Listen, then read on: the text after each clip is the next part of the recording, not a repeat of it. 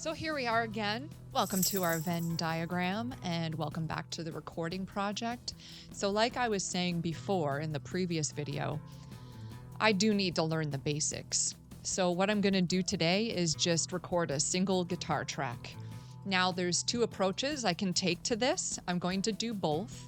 I do have a gut feeling about what approach is going to give me the results that I prefer, but we'll cross that bridge when we get to it. Before I start recording, I should tell you what my basics are. So I have an old version of Cubase Elements 9.5.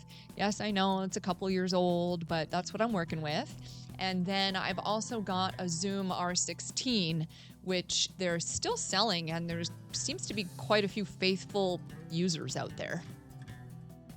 I cannot stress to you how much of a pain in the butt it was to get the Zoom driver working with Cubase.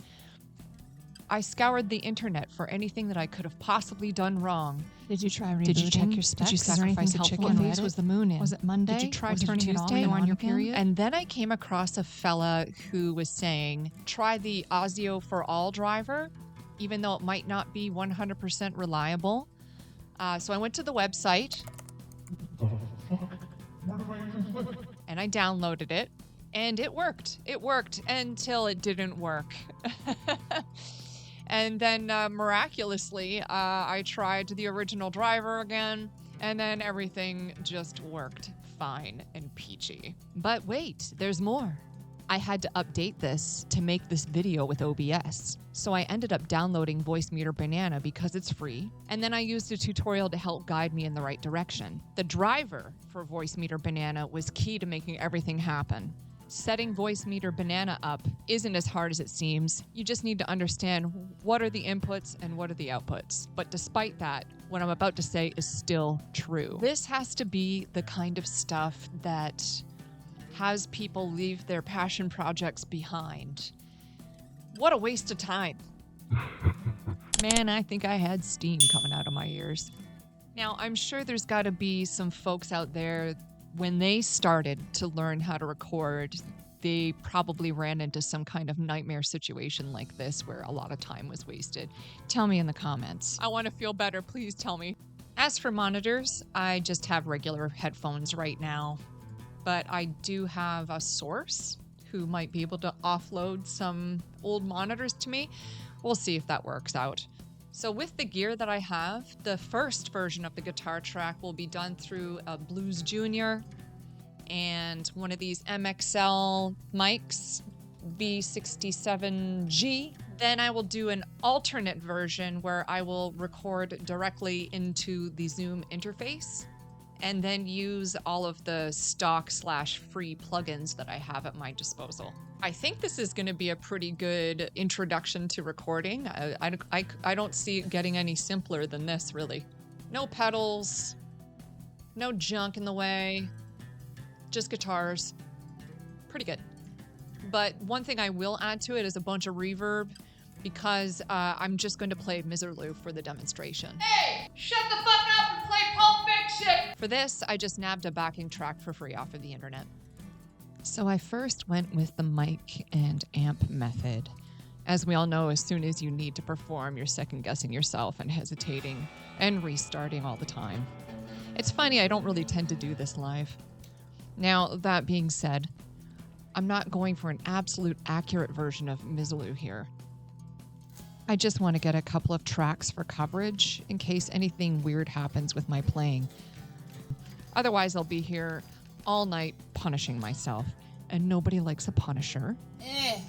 All right. The waveform for the amp version seemed much more uniform than the direct into the interface version.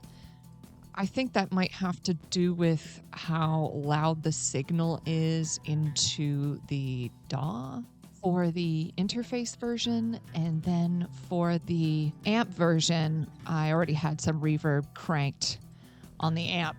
So I think that's why it looks the way that it does. It's strange, or maybe not so much, that I looked at the tracks from a video editor's perspective. I'm sure the workflow will improve here. Where I chose to put the crossfades seemed to not matter because of the nature of the song with the tremolo picking. So I got lucky there. But I'm also not striving for a machine-like perfection for this exercise. I just kept a couple of okay takes and then did some editing with those. I know I'm supposed to mix an EQ at some point. I tried to follow some tutorial advice, but I'm pretty sure I got more confused than I took anything in. Maybe I'll save that for the next round. Can't do everything in a day.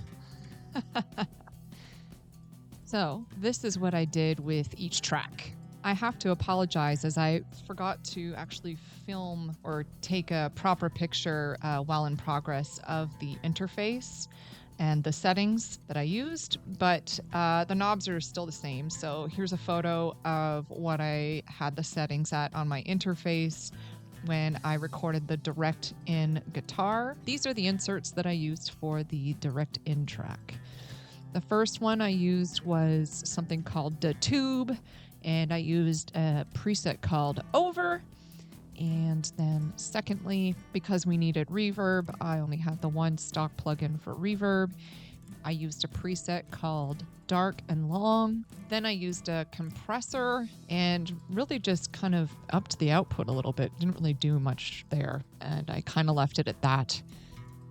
This was the settings on my interface when I recorded with the mic and the amp.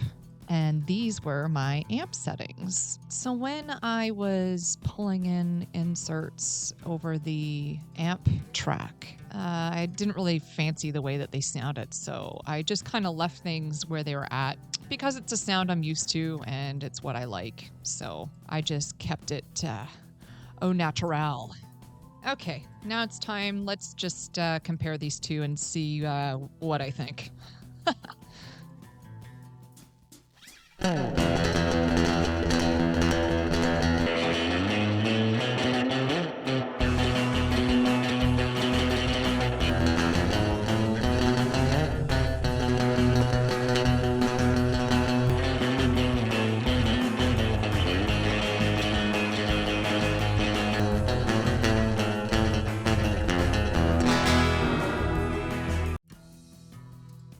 Okay, we will stop it right there. So there's definitely a huge difference between the two of them. Not that I didn't expect that. The amp version's feeling muddy, and the direct in version is almost too clean and almost kind of blown out in a way.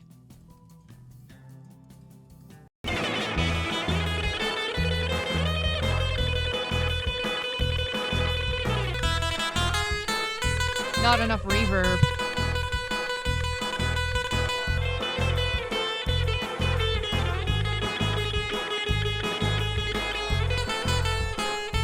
Not enough presence.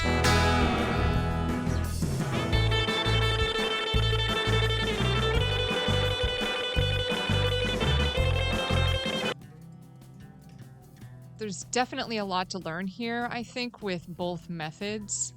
I'm sure there's all kinds of things I could have done with each of the tracks. I just don't have the knowledge or the ear for it yet. With the direct in, I was having trouble balancing the highs and the lows of the guitar. And overall, I just seem to have problems coming in way too hot with the direct in. The stock reverb insert doesn't sound that great and isn't as powerful as something that's traditionally on like a Fender amp that you might get, or like a reverb tank or what have you. Now, all that being said, I'll just reiterate, I just use the stock plugins that came with the DAW that I've got. I do realize that there's lots of other ones out there that I could probably source and get for free, but you know, we got to start the journey somewhere, so I just started with those stock plugins. Let's continue.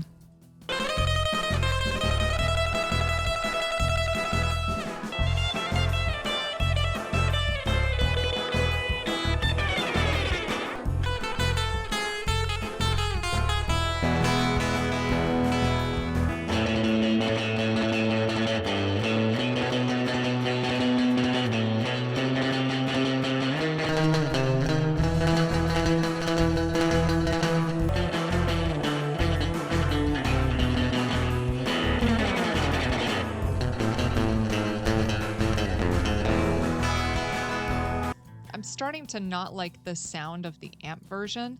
I wonder why that is. Maybe it's because I'm comparing these two tracks and they were treated completely differently.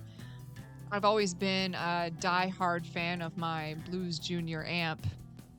Okay. I think we get the picture here. Let's have some summarizing thoughts.